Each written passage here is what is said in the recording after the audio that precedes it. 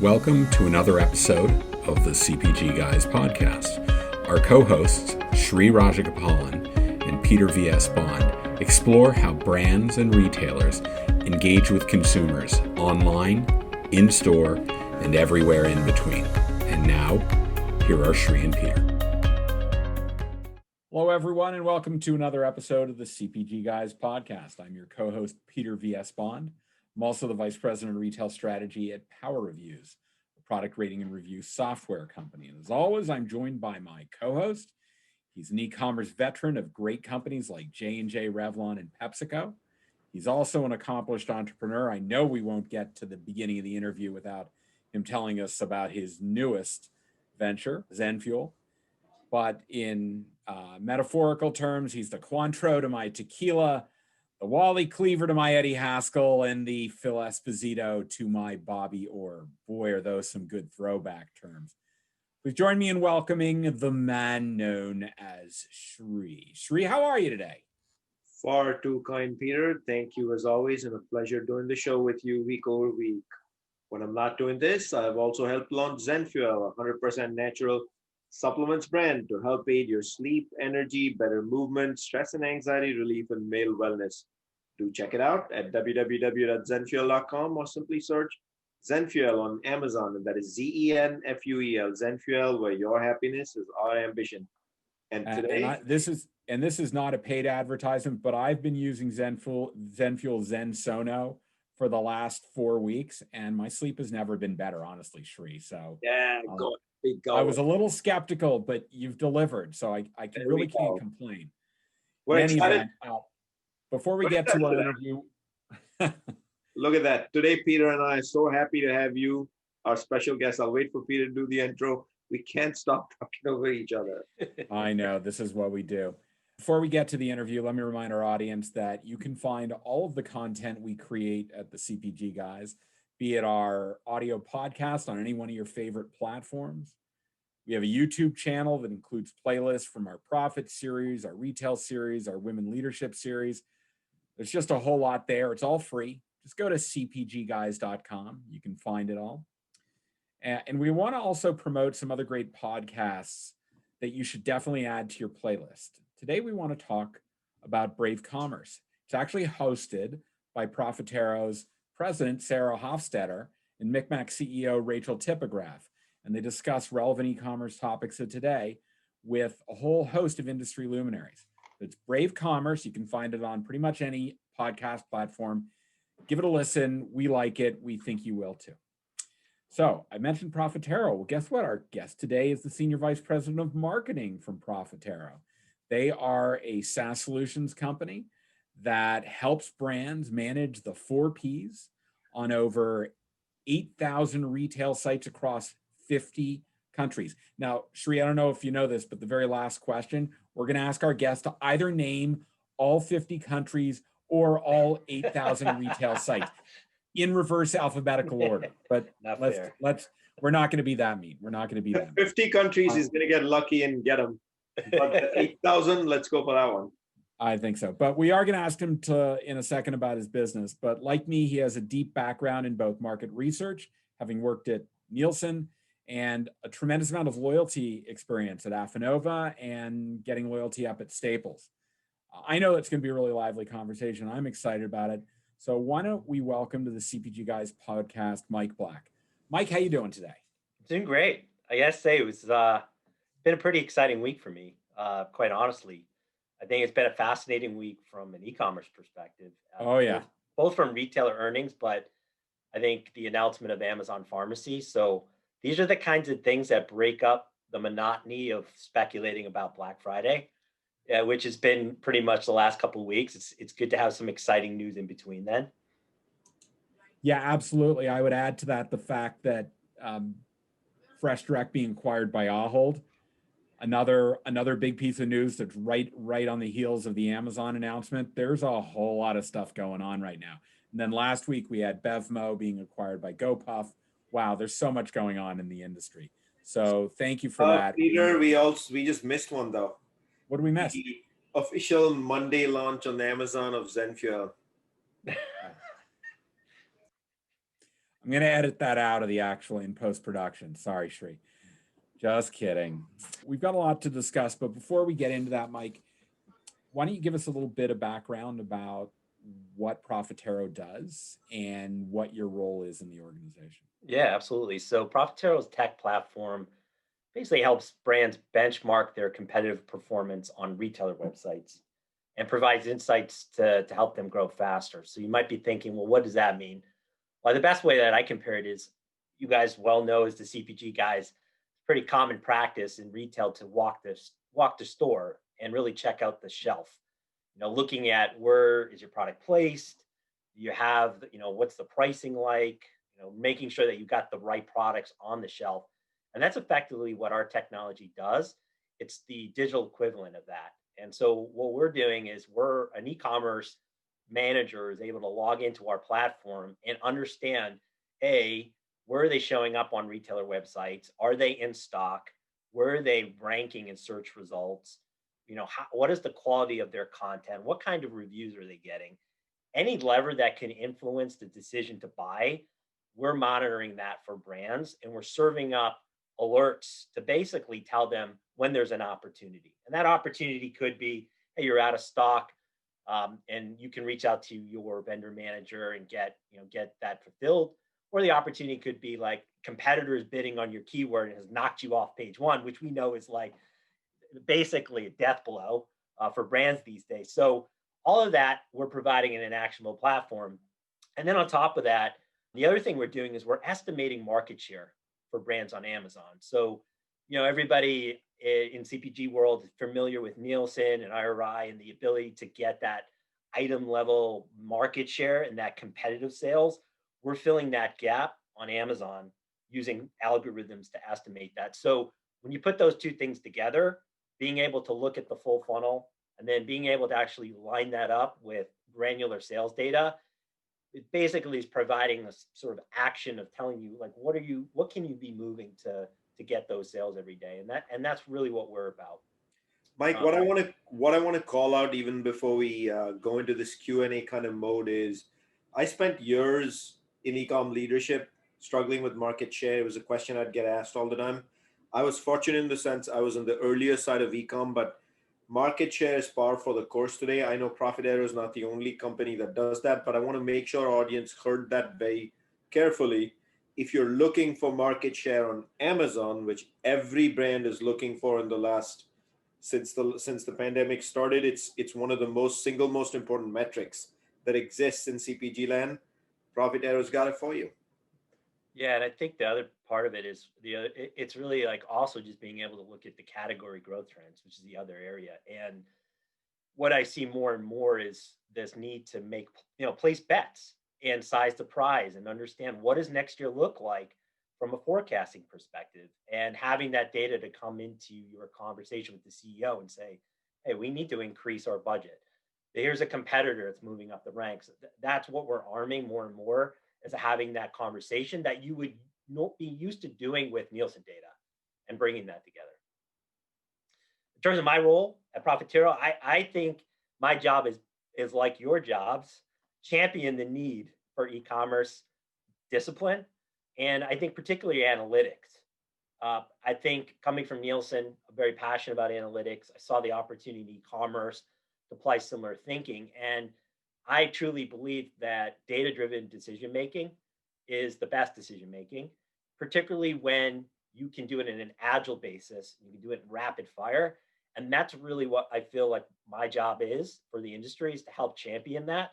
Secondarily, obviously, it's about leading, champion Profitero. But I think even before there's such a learning curve for the industry to understand that and operationalize it, like actually put it in the right parts of the business. And I think we're still on a path of learning curve of getting there, but I've seen huge improvement just in 3 years. People starting to get more familiar with, how does this data relate to what I'm used to in brick and mortar, and how can I actually use it? Thanks, Mike. That's great. And we'll ask at the end, but before people get started on this, so that they may want to Google and follow along looking at some content that Profitero has, what's your URL so people can find your business? Yep, it's www.profitero.com. Perfect.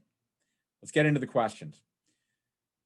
Sri and I and you, we all came from the physical shelf world where we talked about brand blocking and displays and circulars and points of inspiration on the floor. Digital shelf's kind of different. And brands, I think, need to focus on it. What do you think that brands really need to be focusing on to be successful on the digital shelf? Yeah, well, I think it's really full funnel type activities. So the term digital shelf can mean a lot of different things to people, but the way that I think about it, the way we think about it is really the equivalent to all those levers that you would be used to monitoring in a physical store. So certainly you have the core is the product itself, the package, the content, and that's going to be huge. But even before then, when you think about a consumer walking down an aisle, you have the position of that product on the shelf, you have the pricing, you have a lot of these other, in some cases, you might even have like an end cap. You have all these things that are effectively trying to pull the shopper in and then convincing them to buy. And they all affect each other. And that's essentially the way that we think about the digital shelf from our perspective is how do all those levers fit together? And what I think has been the learning of this year, if you just look at the pandemic, one of I think the biggest struggle the industry had was just fundamentally supply. And we saw that early in the pandemic where there was so much pressure put on a supply chain that wasn't ready to handle it. And I think it caused the industry to sort of wake up and say, wow, this is something we need to pay attention to. This is something we need to invest in. And so I think one of the things that we've been championing for a long time, and it's shown through in all of our research as probably the biggest lever that's going to dictate your success is availability. And what that means, and we've seen that play out in a couple of ways. One is not being in stock obviously will hurt your sale at that moment. But what we saw through the pandemic was that it actually affected your placement.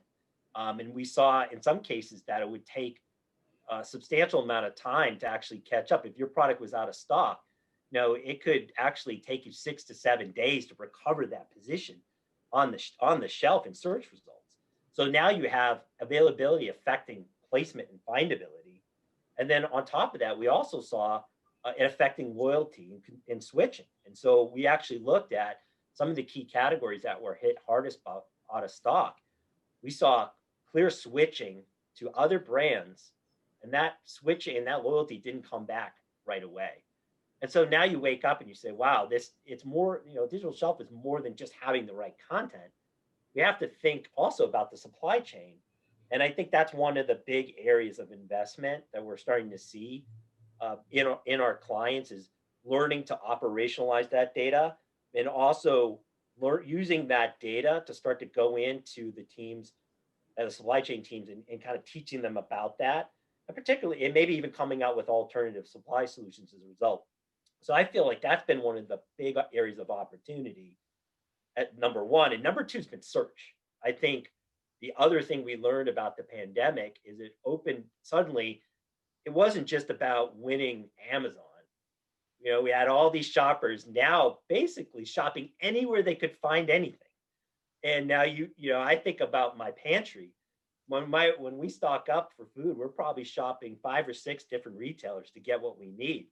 And even in our house supplies as well. So what that means is now the stakes are really high to be visible everywhere. You just don't know when the consumer is going to want to shop. And so I think the world also opened up the idea of being visible everywhere and starting to be very disciplined about taking the steps to win that position, whether that's optimizing content with SEO or investing in advertising. Even beyond Amazon, we're starting to see huge swing of advertising to places like Instacart. And so those are the two things that I think were just huge wake ups for the industry and also some of the biggest levers that you could be pulling to drive sales. You talk of wake ups, you talk of the digital shelf, you talk of several levers, and you talk about search. So that's what the flywheel is, I gather. That said, if that's the flywheel, and then you also mention if brands aren't executing that very well, they're going to lose their placement online on the digital shelf. It's very hard to earn back, unlike writing a check in the brick and mortar world. So surely every large brand of scale must be doing this just awesome. And so who's doing this right? And do you find everybody doing this awesome? And what's your advice to them? Is this just like par for the course, like gravy at this stage? No, and the companies that do this really well have this mindset of what I would say sort of a war room mentality to e-commerce. And a particular company that I get a lot of inspiration from, a client of ours, is Masterlock. And one of the things that they have done is essentially build this sort of war room mentality of huddling up every day to understand how has their position changed on the retailers. They're all what kind of reviews have been left on our site, because in some cases you can get penalized for having negative reviews. And so what they're doing every day is looking to see the signals and basically have found a way to operationalize that and feed that data into parts of the business that can act on it. And one of my favorite examples was that Masterlock, Stacy Hanks, who's the head of e-commerce here, told me is, if you think about Q4, there's a lot of volatility and promotional activity. And what that does is makes it really hard to forecast inventory. And one of the things that they've done is actually started to use traffic data as an early indicator. So if they're running a promotion and they suddenly see, wow, this product is getting a lot of looks more than ever, they can say, well, I can expect that we're going to get a run on inventory. And they're now alerting their factories to start ramping production. And that's the kind of mentality you have to be structured to operationalize that. You have to be able to have that mentality of always on. And I think that is one, what I'll call one mode and persona of how you use data really well in that agile environment. Mike, I think probably what all of Profitero's clients have in common is that they want to derive ROI out of their investment in your platform and ROI out of their business selling through all of these different e-commerce sites. You have a lot of data.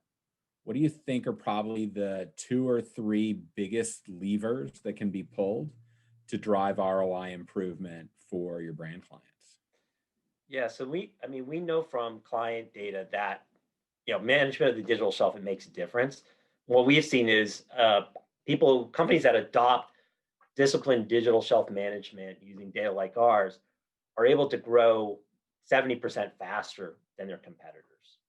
And that's really about being able to action on that data. And I think there are three big levers. And to get back to your point about, Sri, about the flywheel, the way we think about the flywheel is availability, traffic, and conversion. And the very first and foremost, the biggest lever is making sure that your products are in stock and improving. And we talked a little bit about the example of if you're out of stock, what we see is potentially if you're out of stock going from a 90% rate, let's say, to a 30% rate, we see about a 42% loss on average of sales over that. So if you can stay in stock and just get those rates up higher, and even just be faster in responding to your inventory, that's going to be a huge lever for you. And so you have your availability as your core. The second thing is you want to drive traffic to that. And that's where you're really playing with the lever of search placement, like we talked about. One of the things, I can't claim credit for this, but one of our clients has a great quote about search, is that you can bury a dead body on page 2. And I think that's one of my favorite quotes because it's so true. Like the delta. Write that one down. Yes, that's a great quote. And the what we've seen, and we measured this, is if you can take a product from page 2 to page 1, you're going to increase sales about 50% for that product. If you can move that product from page 2 to the top 10 spots, we're talking about an 86% increase. So when you think about that, a lot of your game there is, let me identify, looking across Amazon, Walmart, Instacart, where I am, let me identify all those products sitting on page 2. Those are my candidates. Right? If I can find a way to move them over, whether that's through paid or organic, I know with pretty good predictability, I'm going to see a sales lift from that. And so that is the next lever. Of course, the product has to be in stock for you to get there, but that is the big lever. And And that's where, we're seeing much more of also a discipline in building organic search as a result of that, and so that's a second lever. And then the last is conversion. And conversion there's multiple factors. Pricing plays obviously in conversion, but content does as well. And one of the other low-hanging fruits that you can do as a brand is do a deep audit of your content, understand which of your product pages are missing images, missing video. And what we've seen that if you can get more images to a product page, you can increase the conversion rate by 90%. So, if you do each of those things on, let's say, your top priority SKUs, your 80%, the SKUs giving you 80% of your sales, that gives you a runway for, that first evolution. Do the basics, get the foundations in place, and then you can start to look at those other items. You can go beyond that. But those are the three things I think are just like what I see as the fundamental ramp to getting to that level of now we're doing better than our competitors. And everything on top of that is just going to keep accelerating that flywheel. I'm amazed as I go to look at PDPs, how many brands have a hero image and haven't included alternate images of their product. It is the most important part of the product page. Your research shows that. I've seen research from the Baymard Institute. And if you don't have additional images to help dimensionalize your product for people who've never picked it up and understood, you're missing the boat there, and you're knocking yourself out of the game. So I'm with you on that content component. You mentioned out of stock quite a few times, and I know Profitero has recently published some very interesting research on what happens to the digital shelf when you go out of stock. Unlike the physical shelf, when you go out of stock, you can refer the consumer over to a adjacent SKU which sits within the facing or a couple facings away. Here, each SKU earns its respect, authority, and placement on its own. So we're in a whole different ball game. Could you educate our listeners, and Peter and me, on some of the learnings, including some of the metrics from that research? Yeah, I think there are three metrics, and some of them I alluded to earlier, but I think the first was just understanding the dimensionalizing. What happens? What is the sales loss that you can see when you go from a 90% to a 30%? We actually saw a lot of this during the pandemic. We were tracking stock rates across some of the key categories, and there were just massive jumps in out of stock rates, not surprising. And in some categories, you're still seeing them.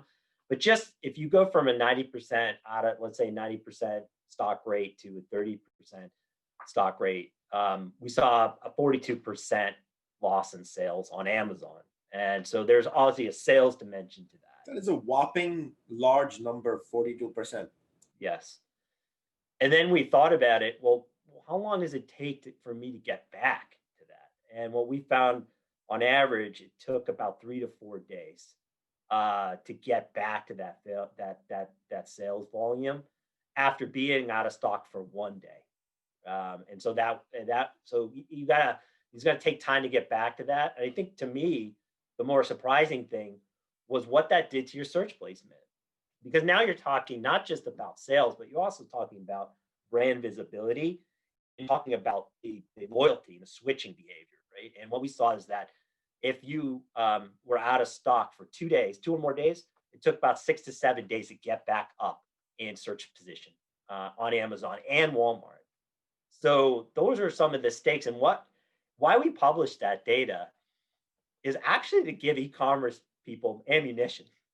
That is like the reason why we produce this, because so many times they're trying to educate their executive teams or the supply chain teams to say this matters. And so that's why we look into these things, to help e-commerce managers have some ammunition, walk into a presentation, share it, and say, you know what?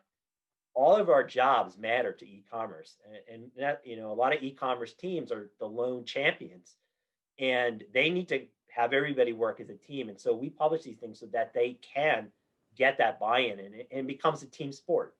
Everybody's job, you could take the Amazon flywheel, the website, the retailer flywheel, you could find all the departments that ladder up into that, and it becomes a team sport. And that's why I feel like you need the data, you need the research, you need people understanding what's at stake and what the potential opportunity for gain is. Well, Sri and I love to gobble up data. It is the basis of our friendship when we started.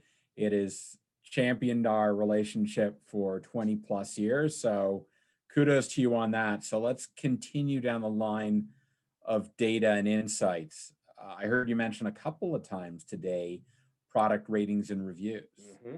No, that's my flywheel. So let's get into that. I hear through some of my sources at Power Reviews that Profitero is about to release some research on the impact of ratings and reviews. Can you give us a little tidbits in advance? We won't tell anybody. Okay. Our audience is only a couple thousand strong. Don't worry. All right. Well, for you, I can share a little bit. So I think we talked about the importance of content.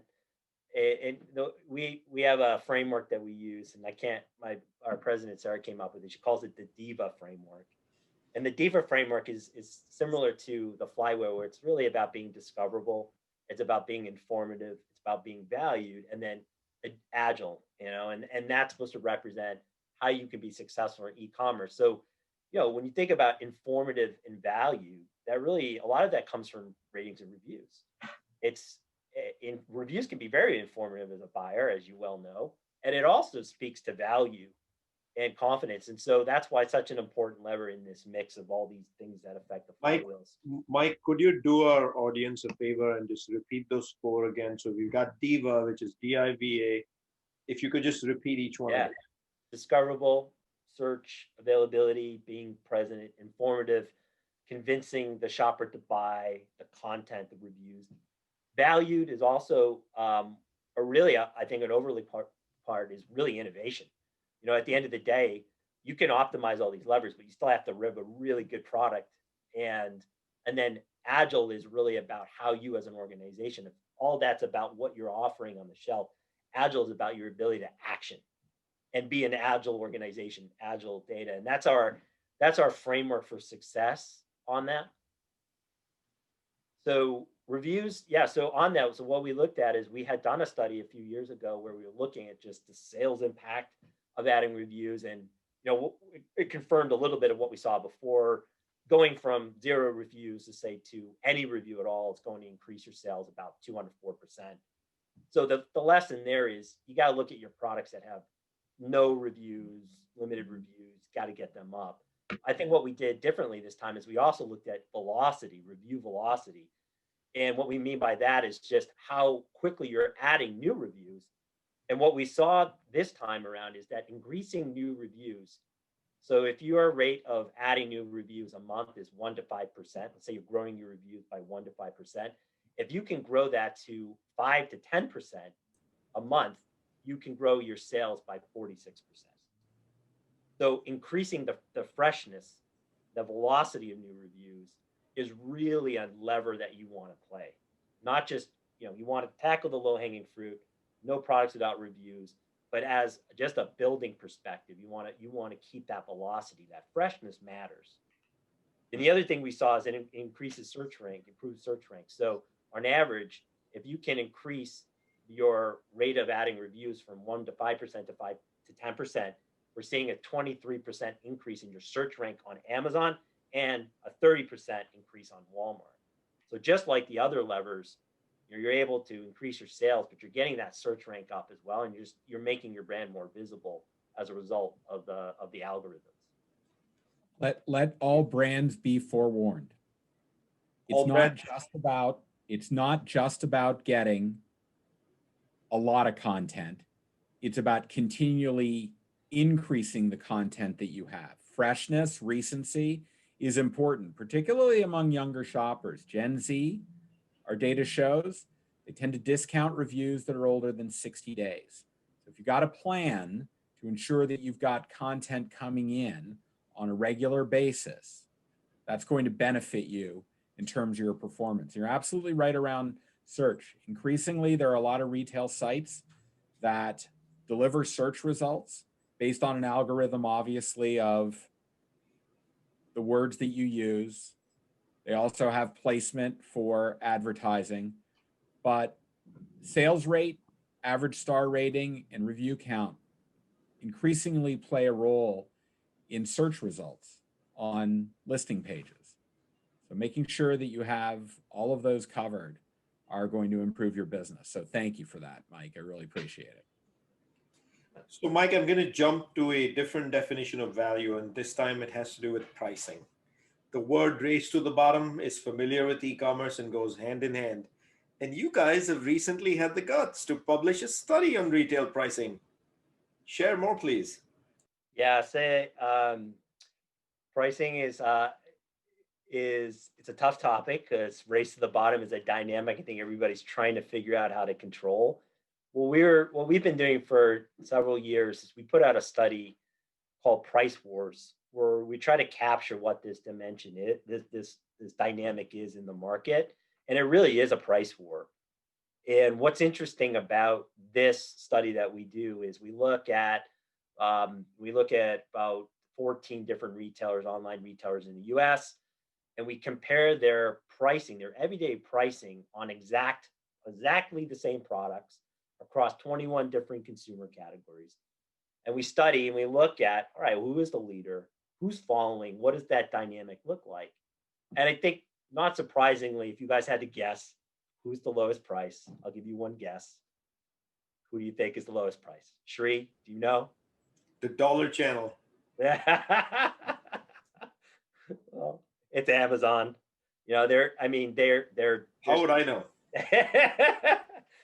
So Amazon's the lowest price, and I think what we saw this year is really interesting. It's like, you know, Walmart's not far behind. There's just a tight pricing race between those two. But what really stood out to me this year was not every retailer is trying to compete on price. The one thing that comes to mind, Mike, when, you know, Amazon has notoriously earned a reputation as the lowest price on the room. You know, personally having tracked them for close to a decade at this stage and having negotiated across the table with buyers, etc., my humble personal learning with Amazon being the lowest prices, it's the lowest declared price. Brands are working with many retailers via coupons and so many other vehicles to probably have lower prices than Amazon. Right. So I think it's wrong to declare Amazon as the lowest price in the room, but if we caveat it as the lowest visible price, like map-like advertised price, we're in a different conversation. That's a fair point. I think the interesting thing out of that, and it's not just about who's the lowest price. I think it tells you a lot about the strategy of different retailers. And that's what's really interesting to me is, you know, this year, it's very clear to me that Target in many categories are charging a lot more just on that listed price. And I think a good example of that is food, you know, 20% more expensive on an everyday price than Amazon. Vitamins and supplements, 25%. And what's really interesting to me is here you are in this really supposedly competitive promotional world we're in.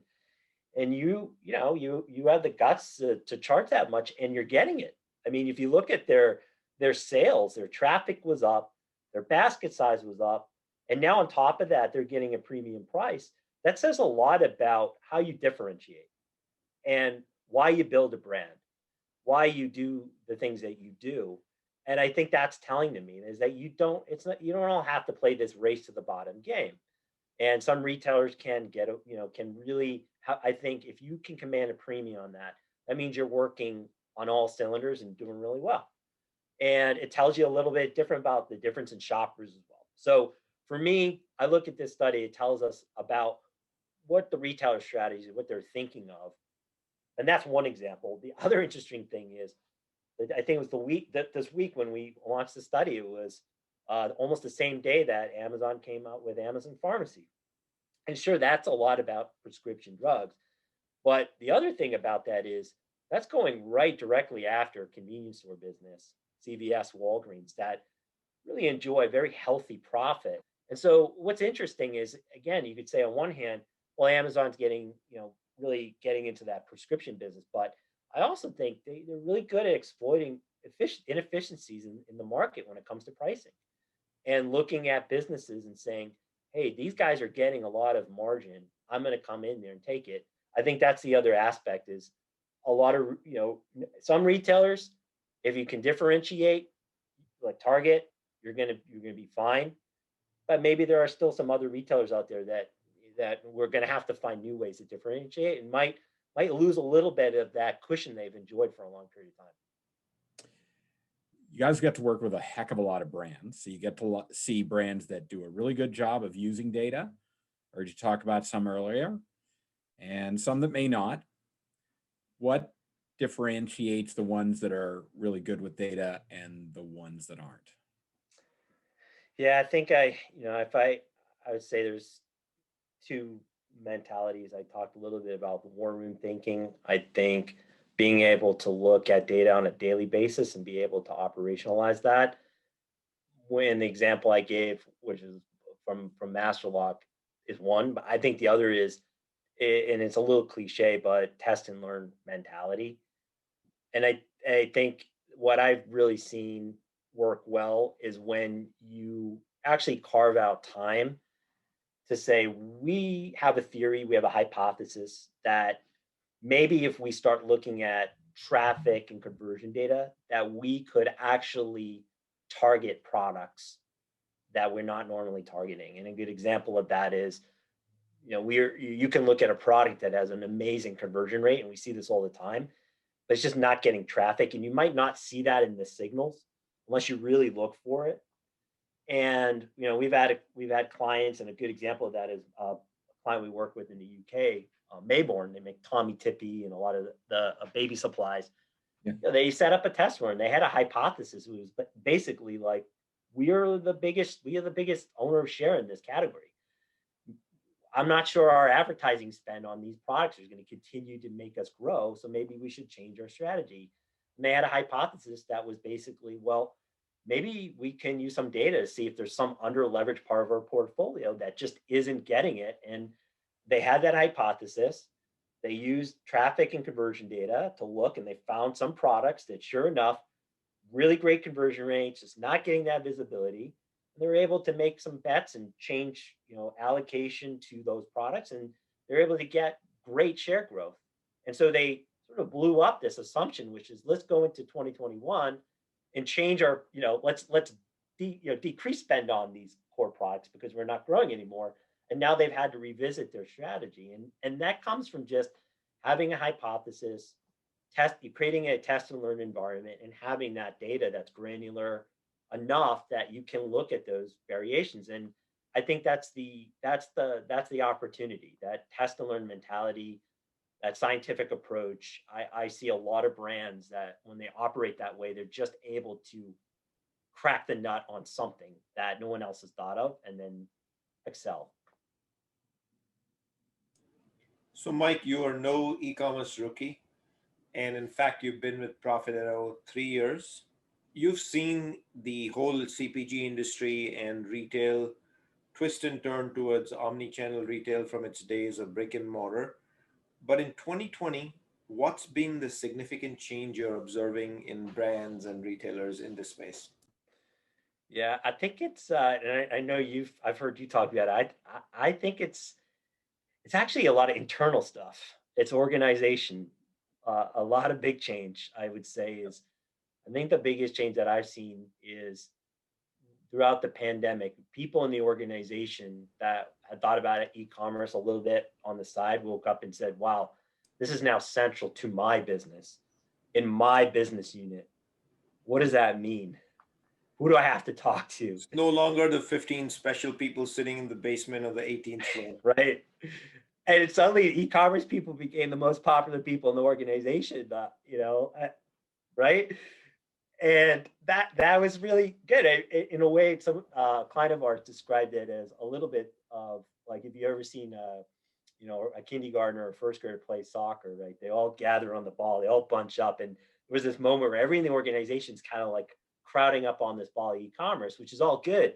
And so I think it's this mentality, and I think what that has meant is, for an e-commerce folks, a lot of their job of being an educator is accelerating, and they're now really starting to get a little even more permission and influence to go talk to teams and advocate and get the data in their hands. And I think that's been a wonderful thing. I think we're still at the early stages because I think everyone's still learning. But I think there's going to be a huge shift going into next year, where at the business unit level, people are going to be talking about things like search and understanding what they mean. They're going to know the vocabulary and be able to actually look and act on that data. And I think 2021 will be a huge year of just getting that knowledge disseminated. And the companies that do that well and do that fast will have a massive advantage in the long term. Some of us have waited for this day. Be careful what you wish for. Let me ask the final question of our conversation here, Mike. This has flown very quickly, and that's probably a testament to the fact that it's both interesting and highly relevant to what's going on. But let's look into 2021. What do you think are going to be some of the key challenges, big issues that we're all going to have to solve for, and particularly where you'll be focusing your attention? Yeah, I think the biggest issue, when I've heard you guys talk about it too, is I think profitability is still going to be a major issue. Because I think the way that I kind of think about it, I think of profitability a little bit as like part of the funnel. You have this sort of model where it's like, all right, we talked about the flywheel, which is availability, traffic, and conversion. Unless you're doing those things for profitable items, you're not going to be there for very long. And I think that's part of the struggle. I think, in the early stages of e-commerce, depending on your maturity, the idea is, let me take the assortment I have in store and let me put that up online, and let me just drive a whole bunch of traffic to it. And I think that's shown to be a very dangerous behavior, because you might get, crapped out, you might get delisted. It's just the economics don't work. So I think the funnel almost is being flipped, and you have to start with, hey, let me find profitable items, then let me make sure that they're in stock, and let me drive traffic, and let me operate conversion. So I see that mind shift changing. Part of it is really thinking about, maybe we have to get to the point where we really have different products for different channels, and having kind of an e-commerce first mentality and a very channel specific mentality innovation. Also, that goes to price pack, really looking for that sweet spot of what is the pack that's going to be very profitable. And I think that's going to be kind of a continuation. And that's why e-commerce, again, it isn't just one thing. It isn't just marketing. It isn't just sales. It is a total organizational game. It's going to require really smart finance people. It's going to require your innovation team all being involved. And I think that's where I think we're still all trying to crack the nut in 2021 on that. Oh boy, that's a lot of work. I thought it was just selling on Amazon 1P.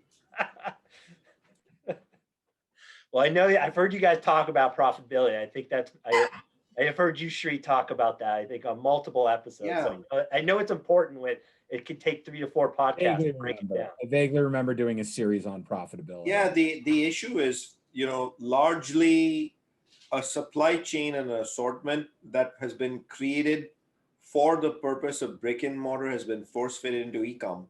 It's obviously not designed for it, perfection and profitability. Yeah.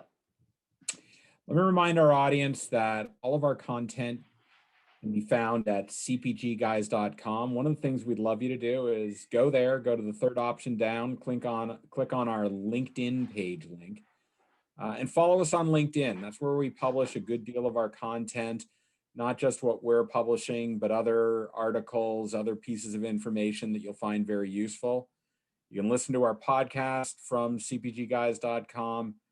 All of that is great. And if you would, we'd really appreciate your feedback. The best way to get us feedback is go to the Apple platform, tinyurl.com/Apple CPG podcast.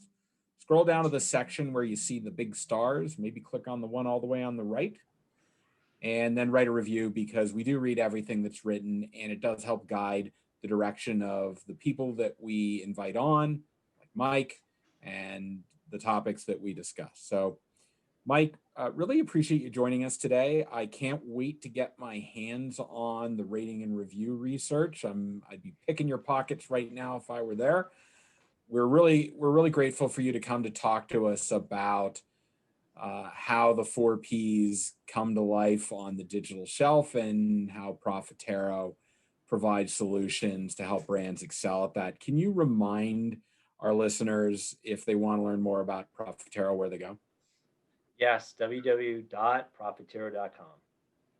That's great. And thank you again, Mike, for joining us. We really do appreciate it.